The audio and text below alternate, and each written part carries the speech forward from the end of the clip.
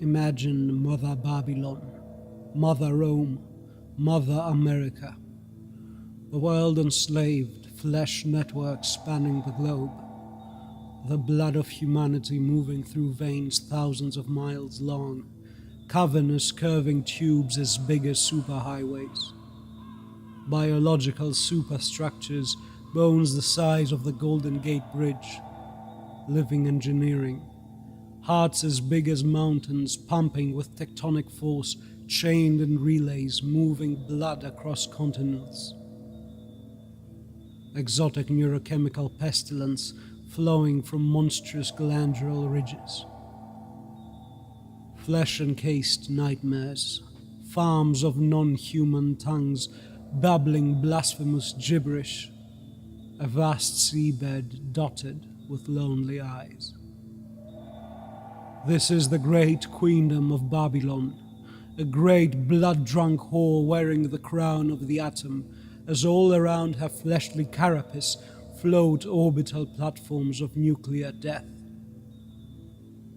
Scattered in the stars beyond, the seeds of Israel weep to gaze upon their new mother, the undying queen of blood and corruption.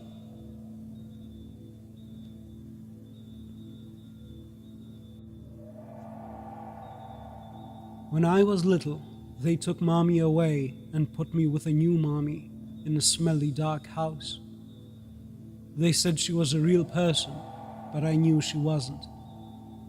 They had made her. Her face was made of animal pieces, pig cheeks, hairy goat jaw, old horse eyes. They sewed her together badly and the seams were crusty. I hated her. Real mommy called me from underground. I opened the attic window at sundown and let the spring breeze flow in. I heard her song floating in on the cool air, soft singing from the grave. How do I explain Mother? What was she? Βαβυλώνη μεγάλη, η μήτηρ των πορνών και των θελιγμάτων της γης. Great Babylon, the mother of prostitutes and the abominations of the earth. I used to lie in my bed, the blinds pulled against the summer sunlight, listening to the sounds of other kids playing outside. I lay there for hours, not sleeping, wondering who had made Mother. She was made from all different sorts of animal parts. One of her feet was a big, heavy hoof. The other was a tiny little kitty cat paw. I could hear her clumping around downstairs. Her smell, the smell of cigarettes and disease, was everywhere in the house, pooling in the darkness. Slowly night would come and I would imagine floating out of my window, floating up into the deep starry blue, looking down at all the houses shrinking into tiny boxes, the clean breeze blowing on my face. Oh, how I would cry in my little bed. I was very young when Mother first came. I had another mommy before her, a good one, who wore pearls and had a voice like music. Then one day I got sick, a fever. I was crying all day, and it went on for weeks. I guess my first mommy couldn't take it anymore. One night she left forever. When I came down for breakfast the next morning, this new thing was waiting for me in the kitchen. At least, I think that's what happened. Mother never talked. She just snorted and made horse sounds. Awful. Her parts were sewn together with yarn, and there were patches of wet burlap. I didn't see her eyes until she had been there almost a year. Have you ever seen horse eyes up close? They're like goat's eyes. They have a sideways pupil. I would come home after school and there would be kids sitting at the breakfast table. She gave them medicine so they did whatever she wanted them to. It made them just sit there staring and shaking. Then she would take them down in the basement and make them into things. She tried to make me do it too, but I didn't want to. I realized she was afraid of the Bible. I realized it had power. Blood power. When I read it to her, her different pieces would shudder and pull apart, and she would howl like a wolf, and blood would run from her segments. The Bible brought transmissions from the cross that floated in the red summer sky. Everything in time is arranged around the epicenter, wherein the nail drove into Christ's hand. Lines of possibilities radiate outward from it. Kingdoms rise and fall, men grow and die like flowers in a field. Το θηρίον οίδες ειν και ουκ έστιν, και μέλιαν αβαίνιν. The beast that you saw was, and is not, and is about to come up out of the abyss and go to destruction. I sit in my room watching bright specks of dust float through the sunlight from the window. The summer heat is pressed against the glass. Somewhere down the street a lawnmower whines. The air is stale. The corners of the room are filled with damp shadows. My toys lie on the floor, scattered. I hear the fractured music down the hall, a sound like wind chimes. A shudder goes through the old house, and I find myself rising. I am walking down the hallway, cold to the other end. I smell her as I get closer. Foul meat, grey hair, stomach acid. I walk in her room, and her bloody pieces are lying all over the floor. The strange flute music slowly coalesces into a melody, and the pieces rise and float like flies. The music charms them into formation, and they come together to make mother. The eyes are missing, still fleshy cavities. They come in from the hallway, floating over my head, settling into her face with a squishing sound, streams of blood falling like tears. The sideways pupils fix on me. Child, fetch me my bag. I need flesh. I shake my head. I hate her. She leaps to me, grabs a handful of my hair and slaps me across the face with her ragged dog's paw. Again and again I scream and cry. She lets me go. Sobbing, I go to the closet and get her big bag. We wait until night.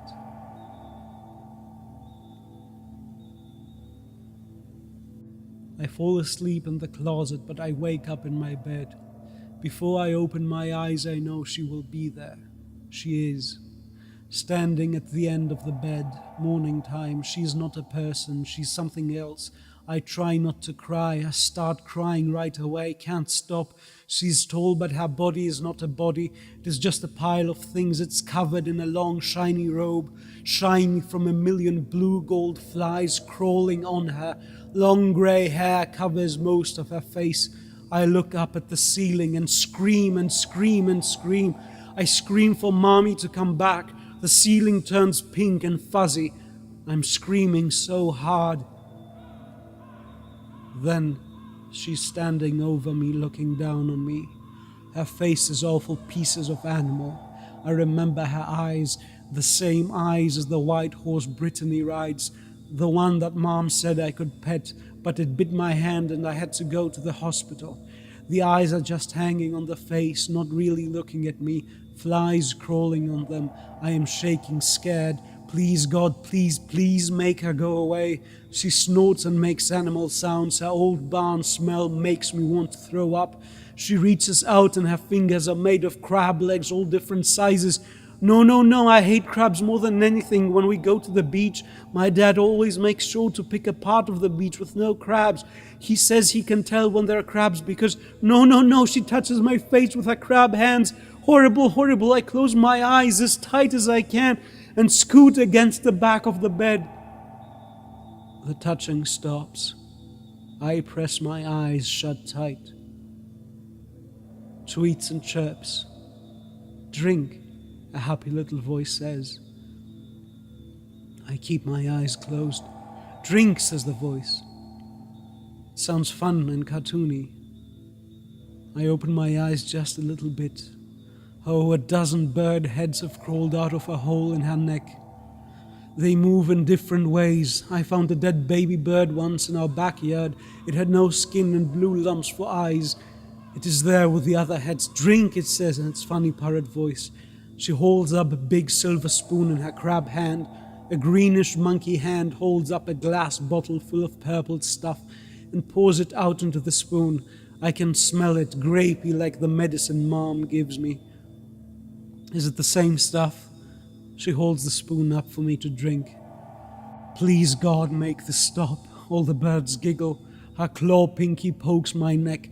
It hurts. I open my mouth. Down goes the medicine. I lie there with my eyes shut tight. I cry and stop crying and cry again.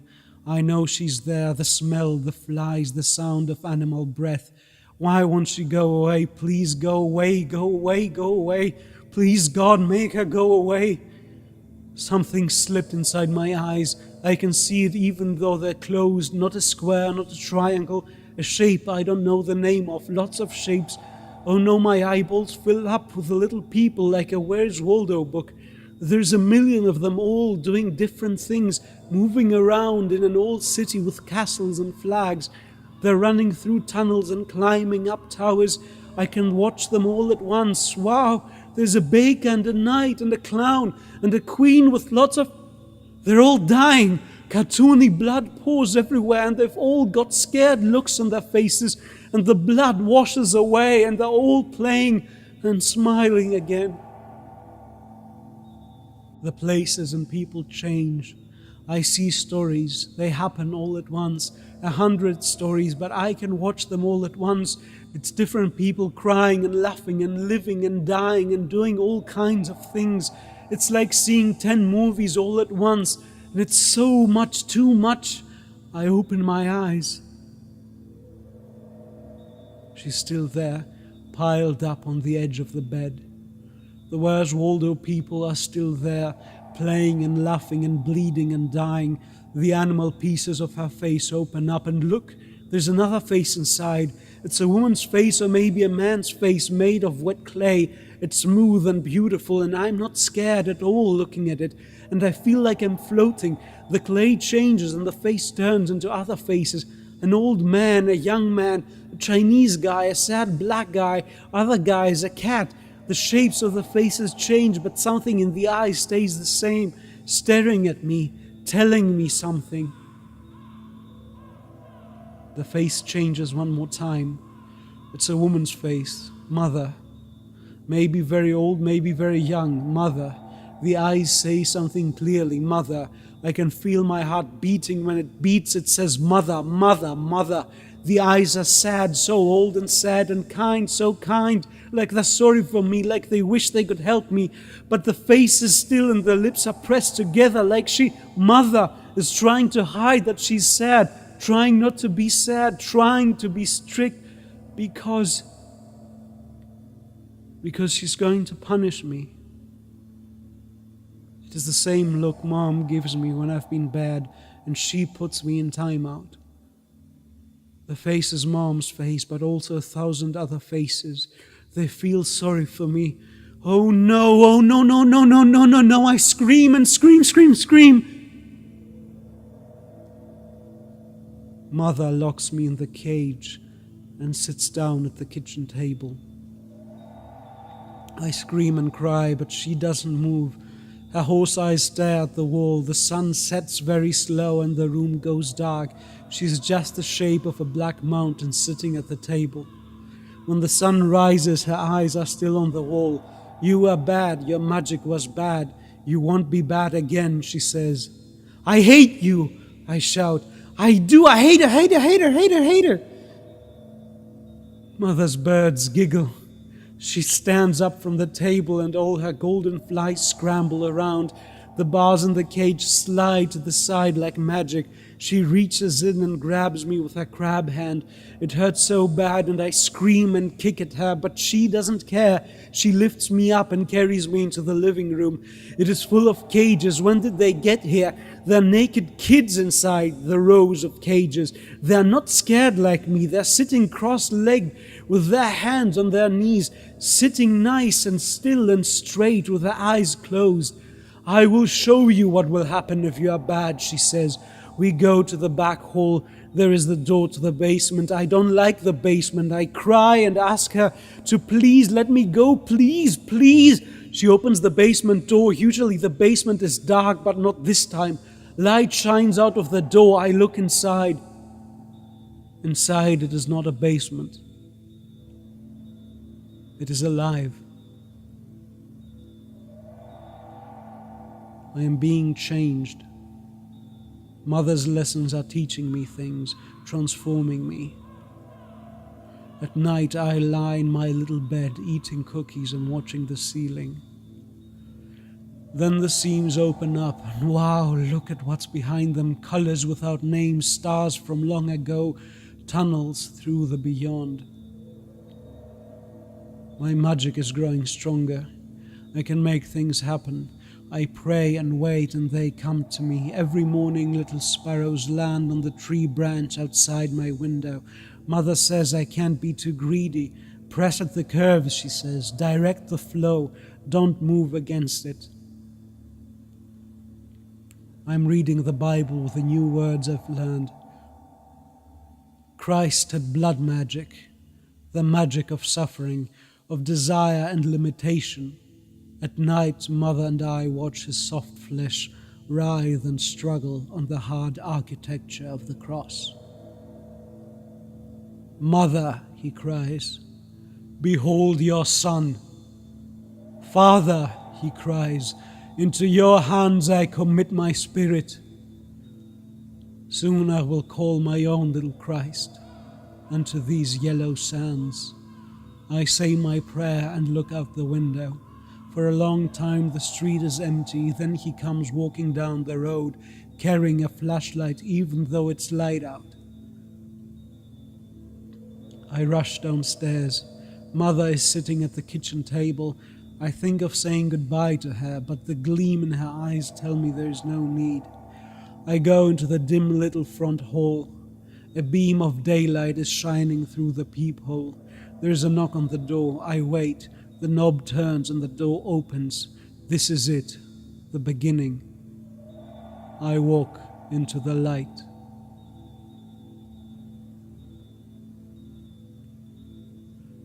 There was no magical fate causing my suffering, just the impersonal cruelty of causal law. That was my only nemesis. Perhaps one day they will invent a substance which prevents the neuroadaptation to alcohol, and we will be able to drink forever like the Greek god Dionysus. We will drink and dance and laugh, and there will be no nightmares. We will be made children again, and we will play forever on a street with no cars. Until then, there will be suffering beyond belief.